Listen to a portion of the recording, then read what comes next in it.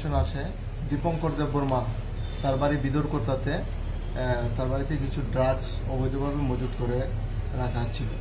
এই খবরের ভিত্তিতে আমাদের একটা টিম ইন্সপেক্টর গোপাল শুক্ল দাস, ইন্সপেক্টর এলদালম রঞ্জিত দাসের নেতৃত্বে একটা রেড করানো হয়। রেড করার পর তার ঘর থেকে একটা পাউচ ব্রাউন সুগার আমরা উদ্ধার করি, যার ওয়েট 8 গ্রাম, এবং তাকে আমরা অ্যারেস্ট করে নিয়ে আসি।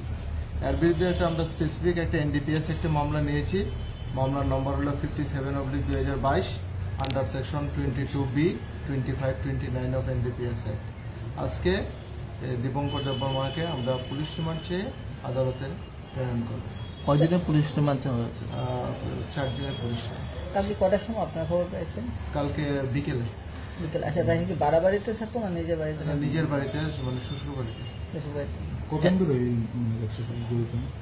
আমাদের ইন্টারোগেশন চলছে, লাস্ট 1 বছর থেকে সেই বিজনেসের সঙ্গে যুক্ত। প্রাথমিক তদন্তে ওর অ্যারেস্ট করে আর কোনো নাম পাওয়া গেছে আপনাদের কাছে? এখন পর্যন্ত পাওয়া যায়নি, আমাদের ইনভেস্টিগেশন চলছে। ইন্টারোগেশনে বাজার মূল্য কত হবে এটা? বাজার মূল্য হবে 80,000 টাকা।